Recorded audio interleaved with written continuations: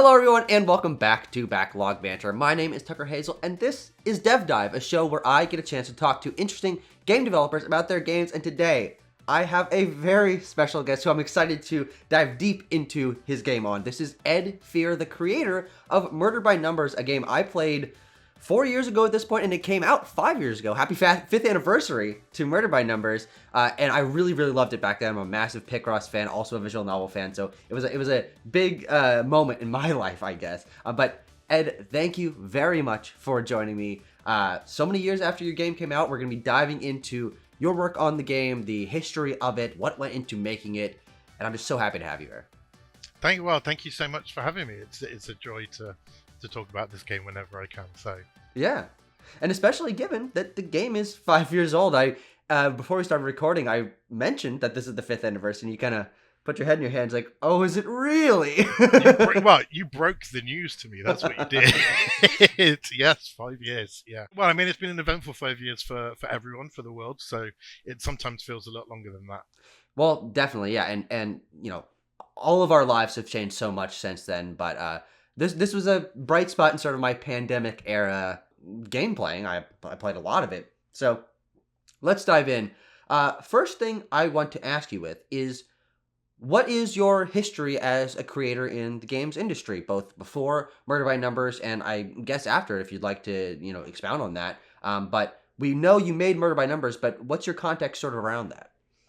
Originally got my start as a gaming journalist. I mean, I always wanted to become a developer, but I had a friend who's quite a prominent games journalist. And when I was, I think maybe about 19, 20, we were on like forums together, and he was like, look, I can tell you can put together like thoughts about games pretty well. Like, have you considered, becoming a writer? And I was like, oh, no, not really. Like, I know that's not what I want to do, but I hadn't thought about it. So what I ended up doing was I ended up being like a freelance writer for my final year of university.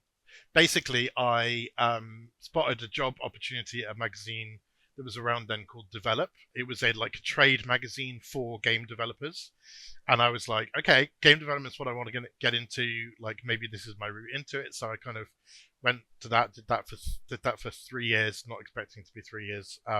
Really liked it, but then was like, okay, no, I want to get into development now. So it's time. yeah. So managed to leverage some of the contacts I got there, and joined a studio called Curve Studios in London in 2010, I think. And they are now a publisher. They're called Curve Games. They do lots of actually very popular games.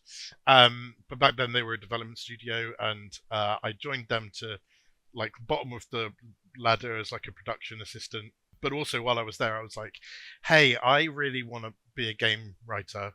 You've got loads of games, and you're about to hire a script writer.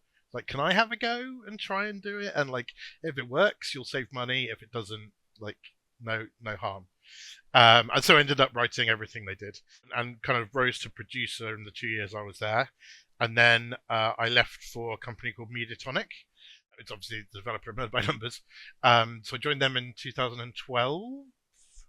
Yeah, I ended up working there for about 11 years, including the period where I developed Murder by Numbers. In 2023, I was made redundant from Epic, which had purchased Mediatonic at that point. And so took a year off to work out what I wanted to do with my life and what my passions were, etc. And since then, I've been working as a freelance game writer and narrative designer. So these days I work with a lot of indie studios, and I kind of parachute in and try to help them work out what their story is they want to tell, and the best possible way they can do it. Sure. Yeah, so you mentioned that you'd wanted to be a game developer since you were a kid. Do you remember what any of those early games that you played that really sparked your imagination and made you be like, I want to do this? The first one is a cliche answer, and that's Final Fantasy VII. Because that was the first Final Fantasy game that ever came out in Europe. And there hadn't really been any Japanese RPGs either. I played that, and that kind of opened my mind to the fact that games could be story-driven and have strong stories and characters and plot twists and all of this kind of stuff. So that was, I mean, that was definitely formative. The main one, I think, was a game called Xenogears that Square released a few years after Final Fantasy VII. And that game just completely blew my mind in terms of the scale of the story, the scope of the story, how ridiculously ambitious it was, how it like was very mature and dark, and again, like 14-year-old me had no idea that games could be like this. And so that was, I remember that was the first time I thought writing for games would be super cool. Originally, I thought I was probably going to be a programmer. That's what I was kind of studying at the time. Yes, and then probably the third one would be Silent Hill 2, partly because I really enjoyed it, and it felt very different from every other horror game I played, but also because when it came out in Europe, it had like a making of documentary Ooh. DVD that they packaged with it, and that was like one of my first times ever watching like a 45-minute thing about inside a development studio. You could tell how much like artistry they were putting into it, and like how much they were thinking about it. And I think that's the point at when I realized like how the people who make games treat them as if they are really important things that they are, absorbed by and desperate to do as good as they can. And so that was kind of the one that kind of sealed the deal. Well, after that point, I was like, okay, that's it. Like I don't care. I'm getting into games like somehow, one way or another. Yeah. And I appreciate that commitment. I mean, I think it shows that you've been doing this now. But by the way, since you got hired at Curve, 15 years in the industry making games. So 5th anniversary of Murder by Numbers, but 15 of working in the industry, which is, congratulations. But you mentioned you being a writer. You mentioned all these games that are emotionally and narratively complex, all of which I actually haven't played Xenogears, but I love Final Fantasy VII. I love Silent Hill 2. So I can agree with those as well. But the game we're talking about today, while it is very well written and there's a lot of characters and there's emotional ups and downs and all this stuff, it is also a Picross game. It is also a puzzle game. And I gotta know, what was your history with Picross games? You mentioned Final Fantasy and Silent Hill, but Picross is something totally different. Did you have a history with that specific puzzle genre or just puzzle games in general before you made Murder by Numbers? Yeah, you make a good point. Like the references I've said do not tie into Murder by Numbers at all. I think I first came to know about Picross, I think, when Nintendo released one of the first ones on the DS. There was Picross DS and there was Picross 3D, both of which I have behind me, both of which I've played. Yes. I am a jackass for Picross, by the way. I just want to make sure everyone knows this. We're going into an interview about Picross. I am a complete sicko about this stinking puzzle genre. It was definitely a DS game before like downloadable games, so it was definitely a package game. But I think somebody recommended it to me, or I don't know what made me think about buying it, but I did, and just immediately became obsessed. Just found them a really good way of relaxing, unwinding, and like from that point onwards, would have just bought every single Picross game that has ever existed, really. Yeah. I certainly share that sentiment. It was, as I mentioned, COVID times when I found your game, obviously when it came out, but it was when I discovered Picross. I was sitting on the toilet on Instagram and I saw a Picross ad and I'm like, well, I don't know what this is. This kind of looks up my alley, I guess. And I played a mobile Picross game, really liked it, but then bought Picross S4 for the Nintendo Switch. And I played that game in March or April of 2020, just hours and hours a day, just into the wee hours of the morn. I mean, I was completely addicted to it. And so when I found out that there was a Picross game with a narrative and characters, I'm like, okay, because I'm also a very big story guy in games. And so that really, really compelled me. But it is a very unique and interesting combination of two, I guess, disparate genres that certainly hadn't been merged in that way before. So how did the idea for making a Picross visual novel come about? Do you remember who had that idea, how it was pitched, when it happened, and then how long was the game in development for before it shipped in March of 2020? Okay, so I'd actually had the idea since the period when I first played Picross. I think one day I was playing that first Picross game and my brain went, oh, wouldn't it be interesting if the picture I was making was, the solution wasn't just a nice picture, but had some kind of relevance in something else. That was also about the same time that like the Phoenix Wright games were first released. I think those were probably the first like visual novels I'd ever played, and I was kind of very impressed when I played the first one. Like, wow, like this is a great game. I think at that point I kind of had the idea like, oh, like the easiest thing to do would be if like the thing that you came up with was a clue, and a clue in some kind of like case. So I had that much. I remember pitching it at Curve actually, and they were absolutely not interested. It's definitely a hard sell. I will Yeah, give the yeah, yeah, yeah. producers that. I mean, you're looking at this and you're like, what do you mean? What do Yeah, you mean? exactly. Yeah, especially as even fewer people knew what Picross was at that time. It just kind of stayed in my head for a very long time. I did try to work it out a few times on my own, but I could never work out what the framing was. I could never. I mean, I knew mechanically how it was going to work, but I couldn't work out like the setting or the story or anything. Like that really eluded me.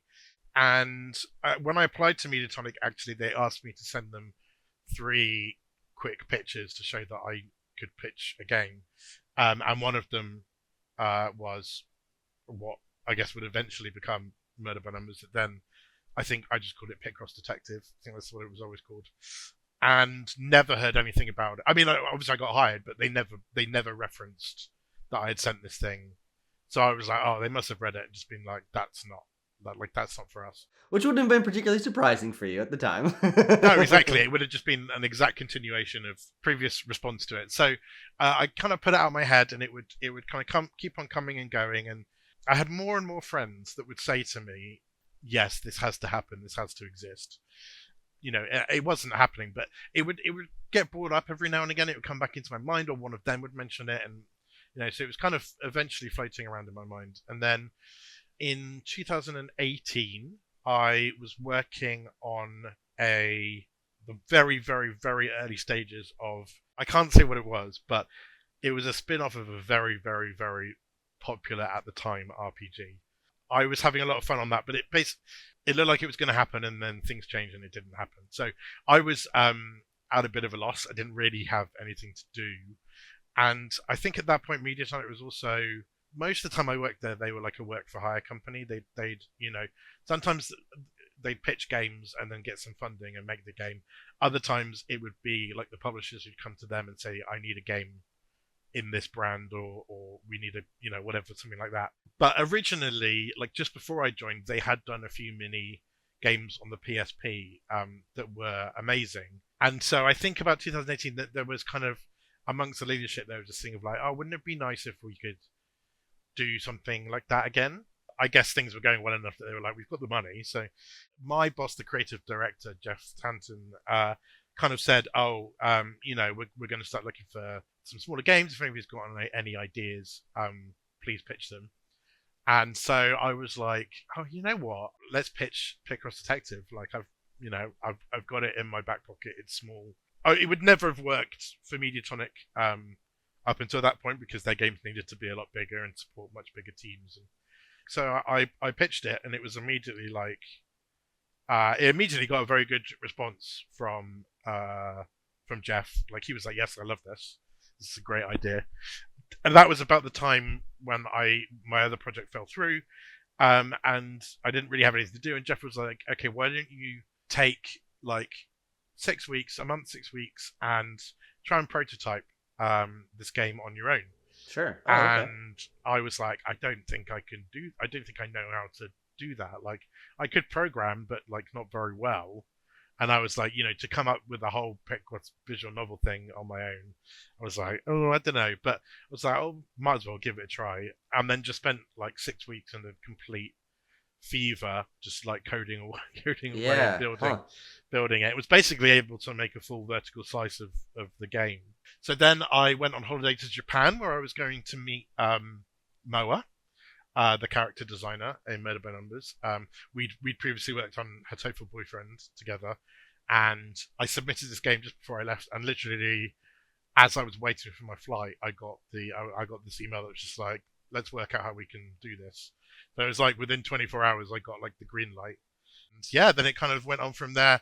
Took a very long time for the project to get started properly, but it was about 18 months of full development, I would say, and like 6 months of just me and the other writer Murray sat around trying to think of things. About 18 months in development, which is not really that long.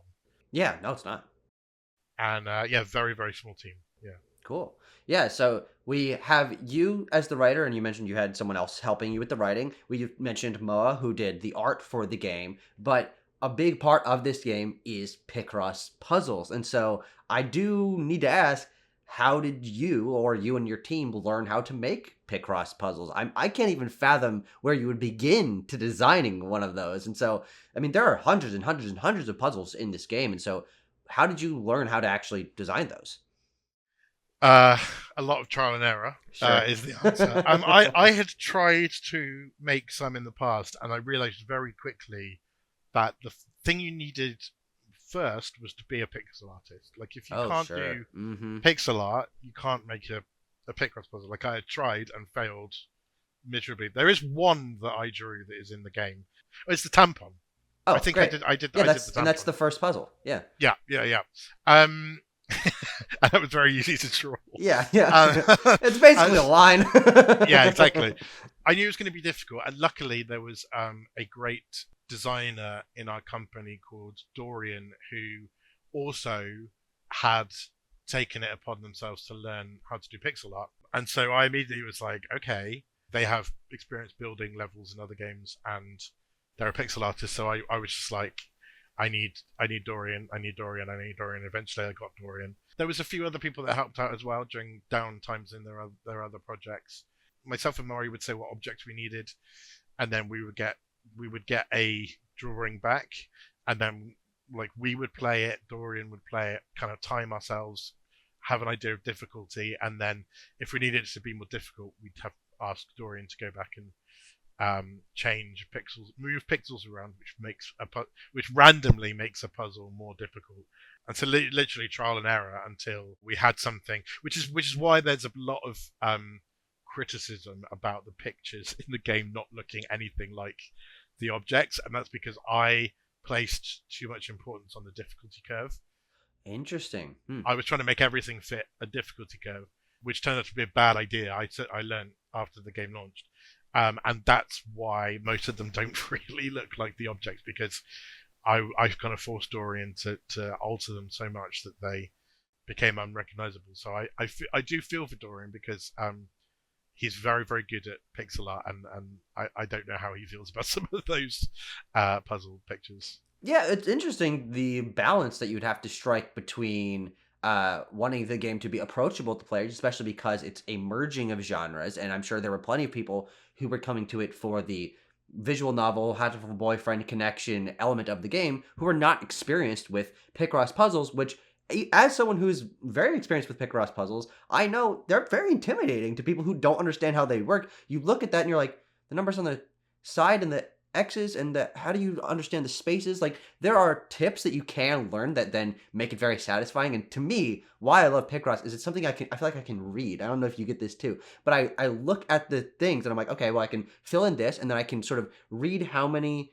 blocks out one way needs to go, and then I can I look at it, I like scan it, and it processes in my mind, and I find that very satisfying to do. But ultimately, a lot of people do try to do the puzzles as they're going and they try to guess what it is. I am not that kind of person. I read it from the numbers side, but I can understand why that would be frustrating to some people of it not actually looking like a real object. But to me, it's not an issue because I'm never even thinking about that as it happens. I just get like the color revealed and I'm like, oh, that's kind of cool. I guess it does kind of look like that. Yeah. Yeah, it's a really interesting one. One of the things I had to become very comfortable with early on was this idea that I was it was never going to be enough of a visual novel for people that liked visual novels, and it was never going to be enough of a Picross game for people who love Picross. And Sure. all I could try and do was aim for the middle, and Yeah. there was no way to make everyone happy with this game. I had to go for the middle ground, which to me was people who have never played Picross before. I want this to be their gateway into Picross. People who might look at a collection of puzzles and be like, "Ugh," but who might see a story and be like, okay, let's give this a go. And it kind of acts like a gateway drug to becoming me and you, Yeah, us absolutely, addicts, absolutely. that's what I wanted. So having a good tutorial was really, really important, and having a smooth onboarding was really important, and that was good. But all games have a difficulty curve, right? Like as it goes on, it gets more difficult, and I assumed that's also what we needed to do with this game. But what that meant was that, in the last case, every puzzle takes like 20 minutes to do, and Oh, yeah, it yeah. it makes the tempo of the story really bad. If I could go back and redo it now, I would try and have like a mix of all the different difficulties in the case, a more difficult puzzle, a more dramatic moment, or something like that. Like I would have varied it a lot more. Obviously, it would still have to trend along a normal difficulty curve, but like have a lot of variety within the case. And I think that would have made like things a lot better. But yeah, that was just something that didn't occur to me. And we did not really have enough time to play the game much before it came out. So Interesting. yeah, Okay. Yeah. Well, I mean, you mentioned all these things that you learned, mistakes you made, and that's, believe it or not, that's art. That's the game development yeah, process. yeah, There's yeah, nothing yeah. you can do about that. But it also was, I believe it was your first time as game director. Am I right about that? You've been writer Yes, on yeah, plenty of things, but this is like your project leader here, and so that's a very big step up for you, and in terms of things you got to manage. But I will say that I think your experience as a writer, bringing that to this game that is also a puzzle game, is helpful in what you were saying of trying to onboard people with a narrative. And the thing that I think is strongest is the idea of Scout as a robot processing the world in a pixelated way, and that's what the puzzles are. That's the key that I think makes Murder by Numbers an intriguing premise to someone who's not a Picross player. It contextualizes what a Picross puzzle is, rather yes, than yes, being yes. puzzle number 1-4 on the grid that you select. You get, well, Scout's kind of a funny little guy who has a quip about things, and he doesn't know what a tampon is. So he looks at it, he tries to figure it out, and then when he finds out it's a tampon, then it kind of clicks into your head. And I'm like, that's, I think, very, very clever, and the reason why I think this is a strong hook for a game. Yeah, and I mean, it was that hook, it was that key that eluded me for so long. Like that took 10 years to work out. Yeah. The prototype I made of Murder by Numbers had nothing of like Scout or anything like that. I didn't really try to make it make sense. It was kind of like I only had about a week to write and implement all of the content in the prototype. So I just kind of went. I just went and didn't think, and so it was. That's what a prototype's for, yeah. Yeah, yeah, yeah. So it was kind of it was some kind of detective stuff. It was somebody investigating a murder, like a doggy, like a dog tournament. Like those Sure, yeah, yeah. um Dog show. uh, Yeah. dog show. Yeah, yeah, yeah. So I knew I at that point I knew it was going to have a ridiculous like Phoenix Wright like tone to it, but the specifics I had absolutely no idea. And it even once the game had been kind of greenlit and Murray joined, it took a lot of us talking together to work it out. A lot of days just spent sharing references and talking about things and reading about AI and like, could we do something with a robot? Yeah, maybe, but like, how does that fit together? And just to prove that people who have good ideas also have a lot of bad ideas. Originally, my plan was that the game would be like the show Veronica Mars. If you know anything about that, it's maybe before your time. But this idea is like a kind of college age person who suddenly kind of becomes a detective because of stuff happening around them. I think it was going to be a camera, and they'd like photograph the scene, and then it would print out like a Polaroid, but it was a printout of a puzzle. And I knew that didn't fit together. Yeah, yeah, yeah. It wasn't as tight as it needed to be, and I did kind of pitch that and was told like no, have another go. So yeah, no, it took a really really long time, a lot of agonized thinking. And then suddenly it just fit together from a bunch of things we were talking about. And from that moment, it was like, we've got it. Like, we've got it. Okay, cool, let's go. Like, all full speed ahead. So that is always the hardest point of making any project for me is working out that phase where it's just horrible. Yeah, where things don't quite feel right. Yeah, I Yeah, understand. yeah, yeah, yeah. Yeah. And another element of this game's identity that I think is a part of what makes it stand out is that it's set in the 90s in Hollywood. And it gives it this unique visual flair, this unique tonal flair. And it's also, you're referencing a lot of movies, and each of these elements is something that's very unique for the video game industry. I've played a lot of games, haven't played anything else set in the 90s in Hollywood, haven't really played very many games that are comfortable with being referential about other media like films. And that, how did you come up with that as a part of the core part of this game's identity? Is like, this is going to be a real 90s Hollywood sort of corny drama. um, so the 90s thing came out of two things. So the first was that I needed a unique visual identity for the game. And I'm not an art director. I'm not very good at that, but we didn't have an art director and we were never going to have one. So I had to work out something, and I was determined that I needed to find some factor that would mean that if you saw a screenshot of Murder by Numbers, it would look different to a screenshot of any other visual novel, because visual novels all tend to look very similar, right? Yeah, that's true. It's like two portraits and a text box, and I was like, okay, I've got no money, but how do we get as far away from that as we can? A bunch of friends had started wearing 90s fashions Interesting. in my life, and like taking pictures of them, and I loved it. And I was like, oh, that's so cool. And then I was like, oh, how about a game set in the 90s? That would be like a really unique visual style.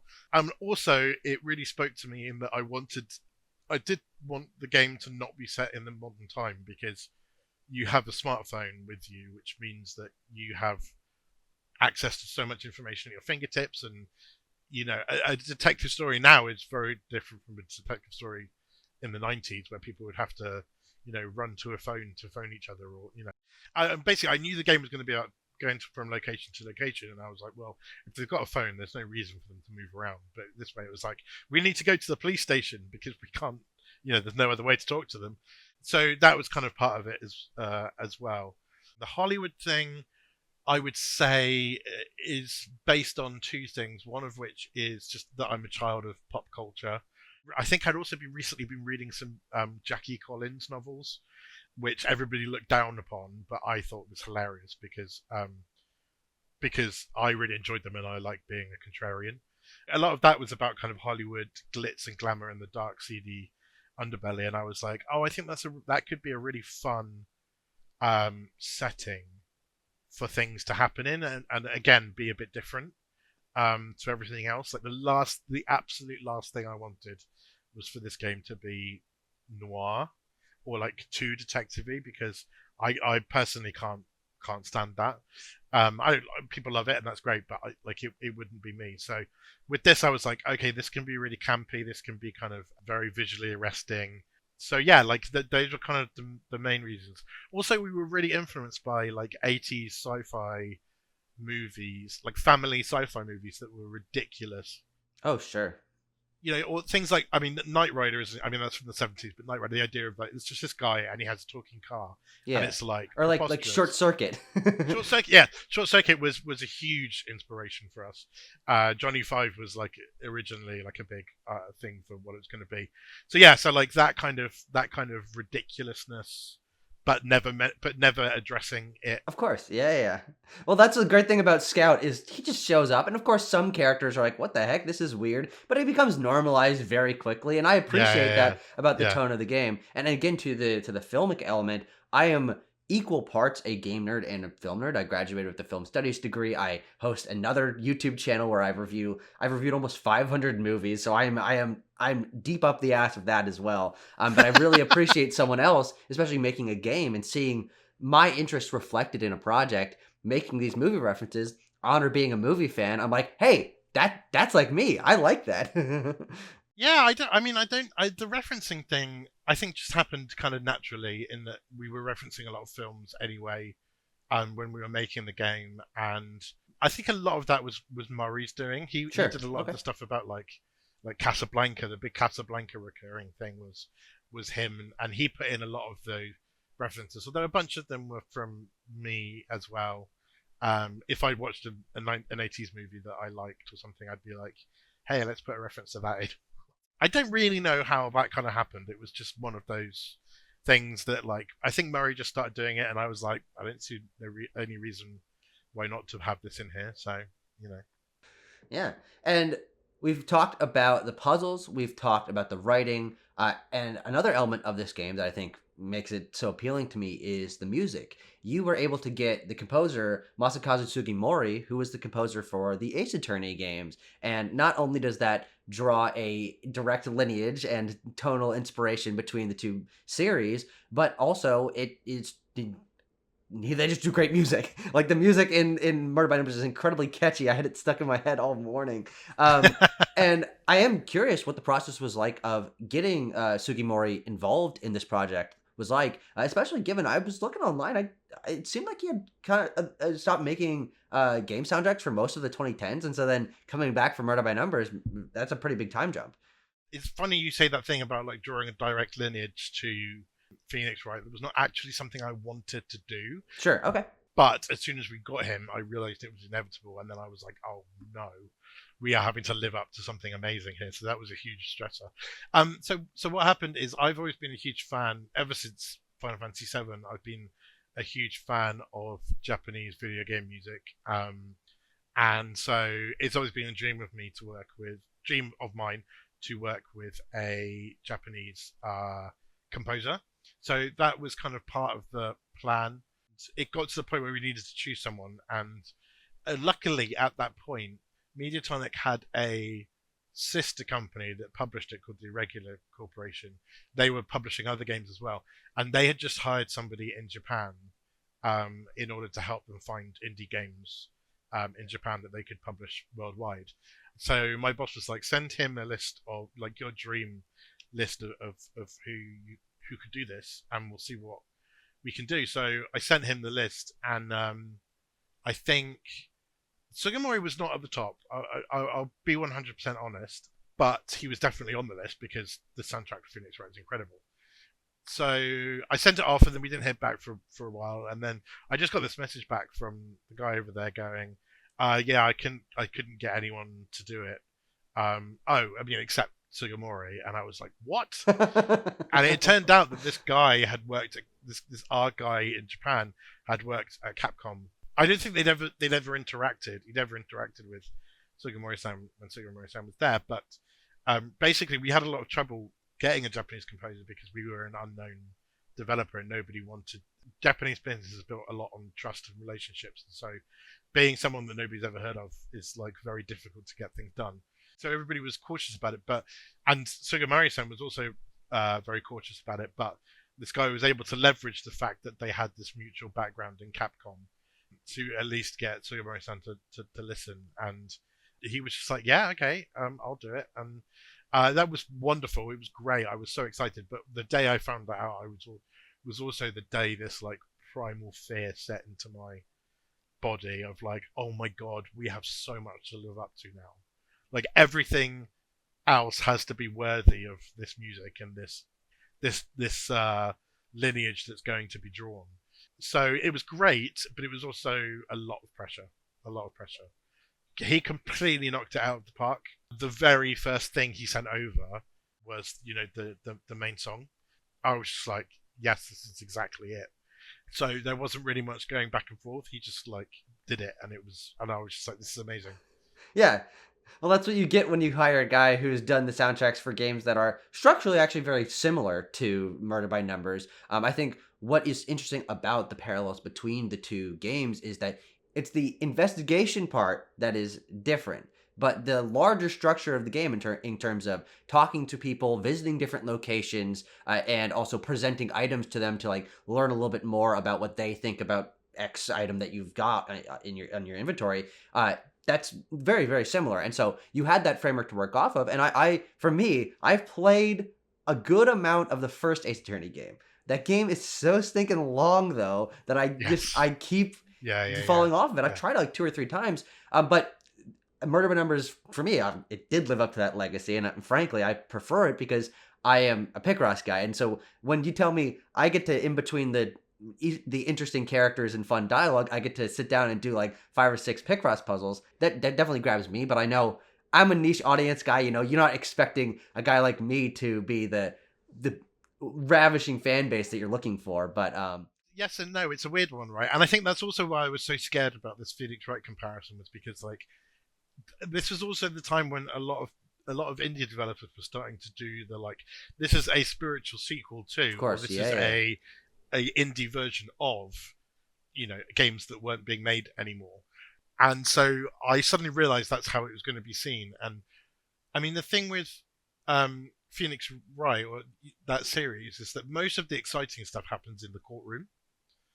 That's where all of the big drama and tension is. So if you were going to make a game that was a spiritual sequel to Phoenix Wright, you would not cut out the Yeah, main yeah, source of drama yeah. and tension.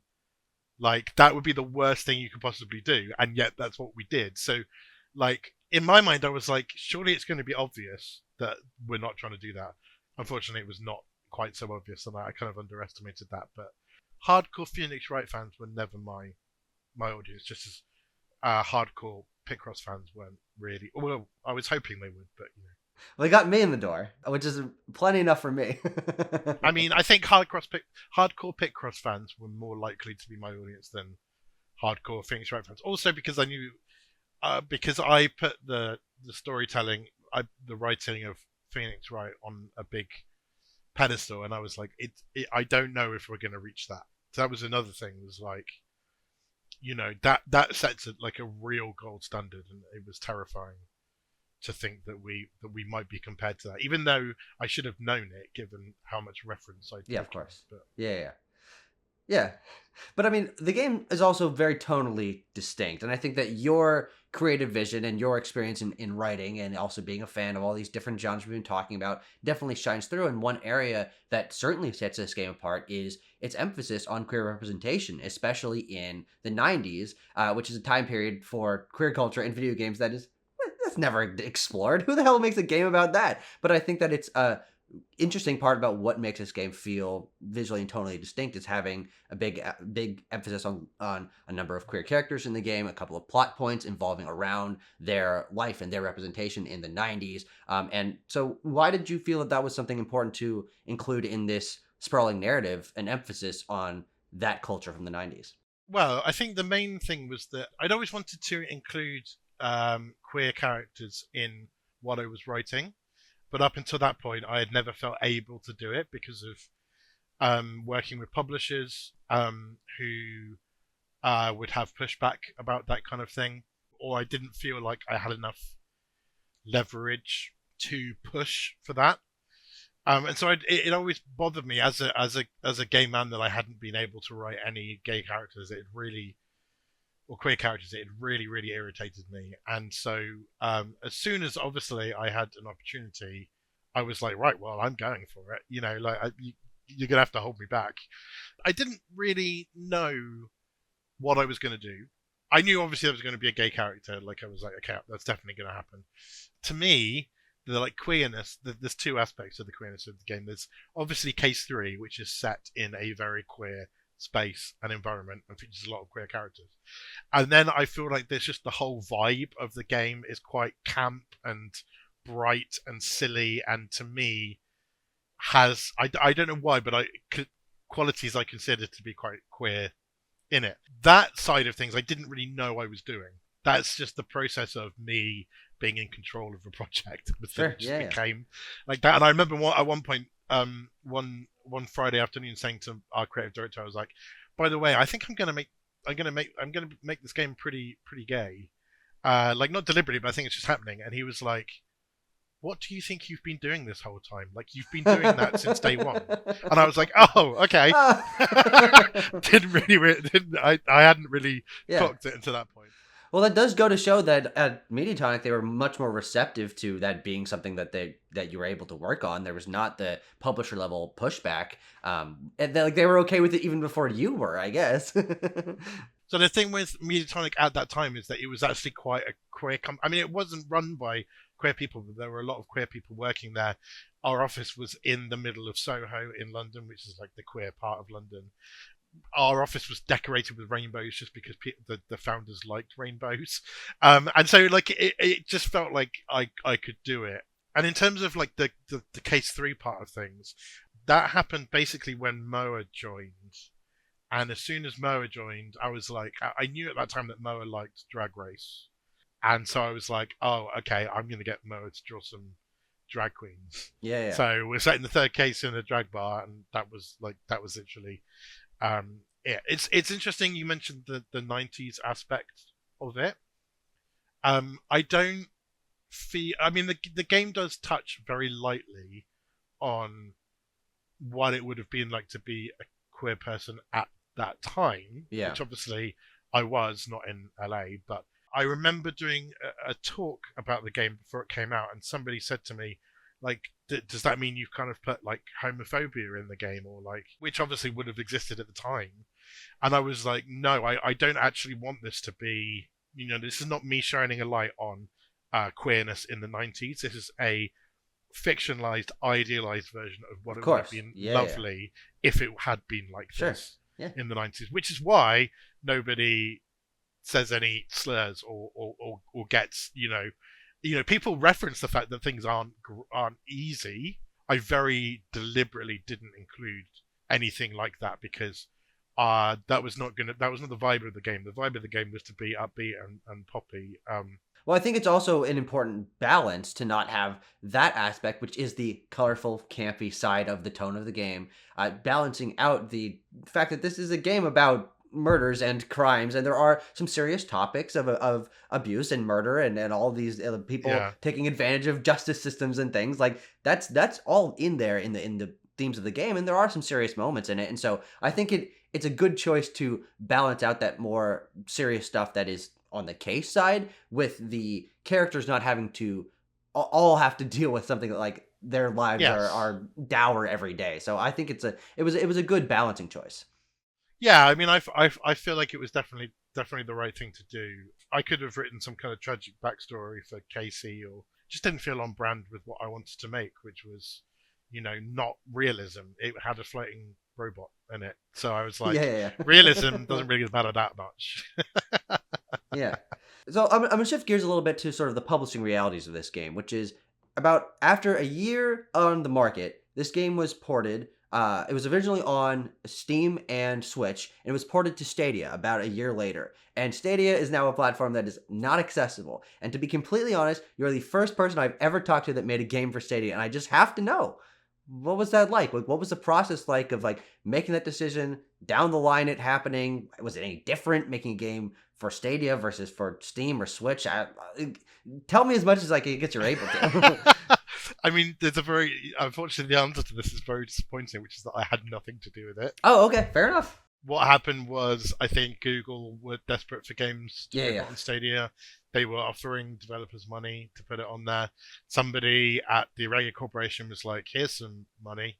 And so they hired another developer and they did the port. They handled the port. I had absolutely nothing to do with it. I don't know anything about Stadia at all. That's totally fine. No, I imagined it would be something like that. I actually mentioned to some of my friends that I was going to ask you that this morning because Stadia is just like, it's now like an enigma. Like people don't really even remember it very much. And I told them like the real answer is probably Google paid them to do it. Like it's not a big conspiracy thing. It's like, yeah, that's probably what happened. So I expected a pretty straightforward answer, but I had to ask because again, I don't get a chance to talk to many developers that have made games for Stadia or were involved in some way on a game of Stadia. Whenever any company launches a new platform, they need content for it, and one of the first things they do is use money to buy content.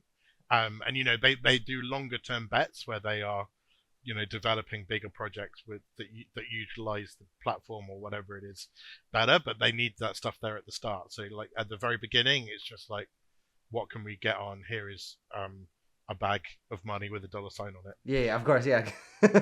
That's how it works with every company. Yeah. Yeah, and I'm also curious in terms of choosing platforms for this game. Why your team chose not to put it on PlayStation and Xbox? It still to this day doesn't have versions on those systems. Do you remember why that decision was made to only have it be PC and Switch? It was mostly a question of resources. We had one full-time programmer. She did pretty much everything. There was another guy who did bits and helped out and did some of the platform stuff. But publishing on consoles is a lot of work, and porting is not trivial. And so it was a case of like, okay, at that point, Steam Deck didn't exist. So if you wanted to play an indie game on the move. It was like Switch is the platform, right? So that was an easy one. And then obviously we were developing it on PCs. It was running on PCs, so we were like, okay, we can handle two platforms. And the thought was very much always it would be great to do more platforms further down the line. Like I would have loved the game to have come out on PlayStation and Xbox and your fridge and literally everything. Yeah, of course, yeah.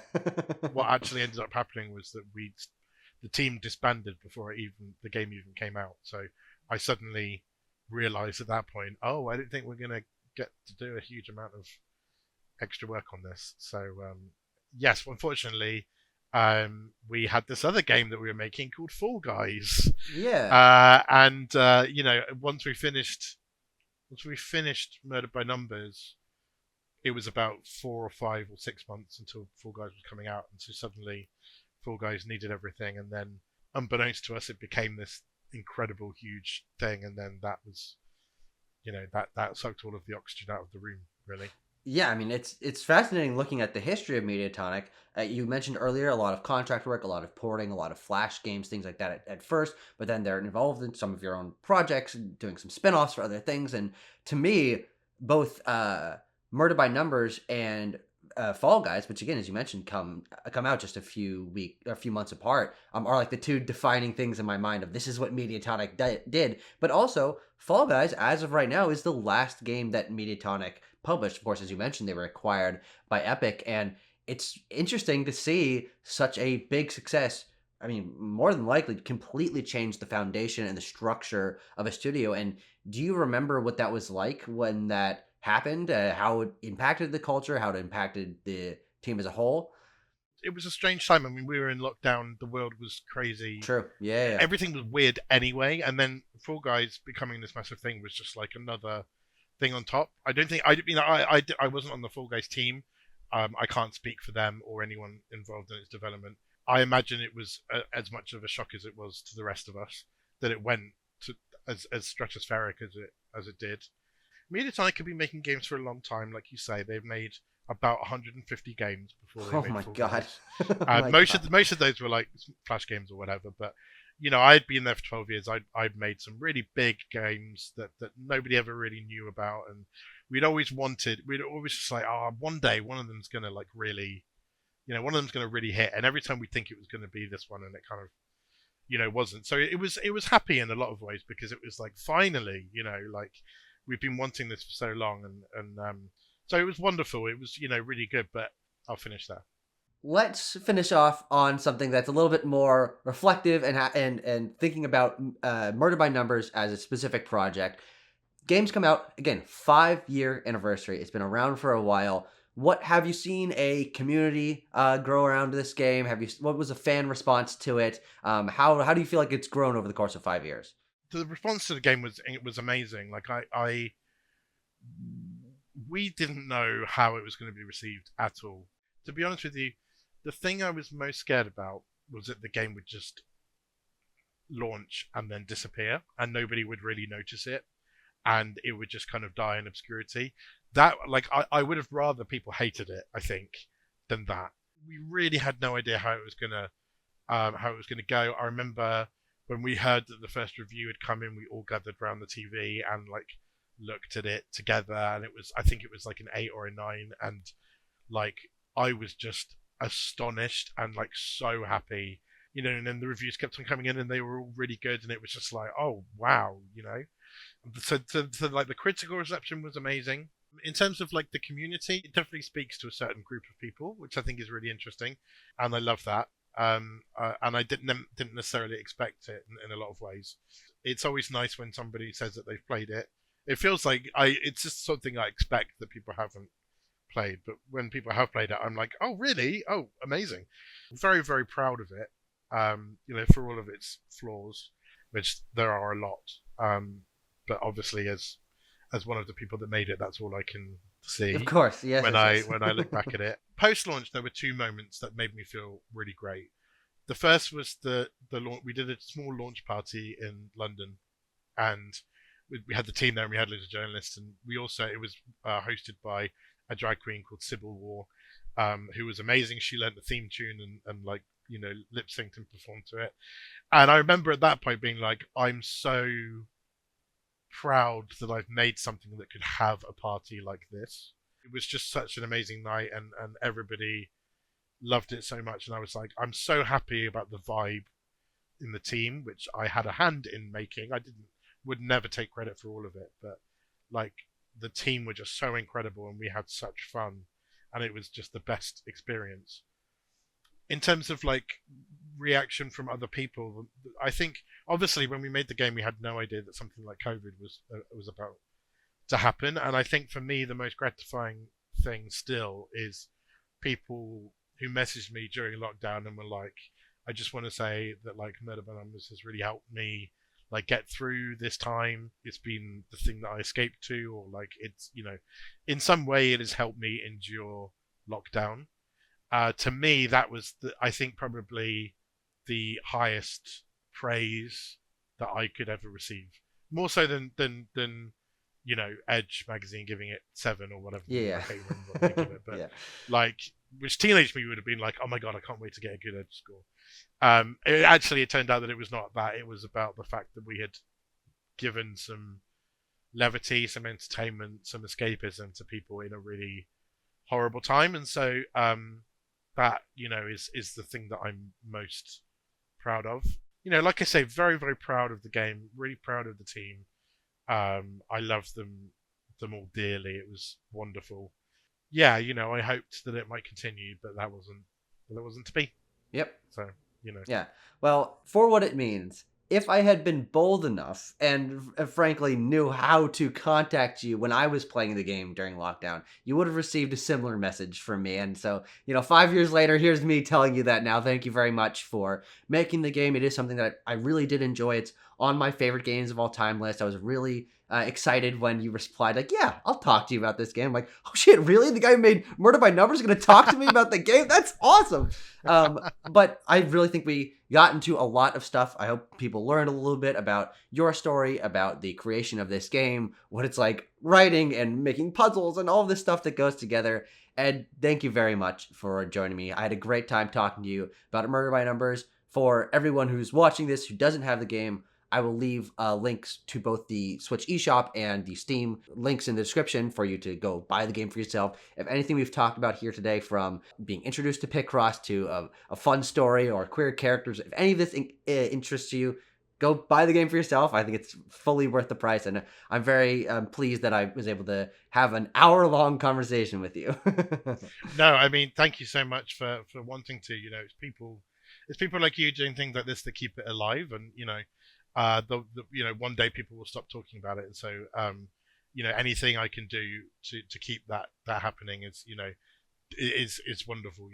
This is talking about a wonderful time of your life. It's never, and something you're proud of. It's never ever gonna be something that I don't want to do. So I'm just very grateful you wanted to talk about it, and thank you for saying that it helped you. That really means a lot. Yeah. All right. Well, thank you everyone for watching, and I'll see you next time.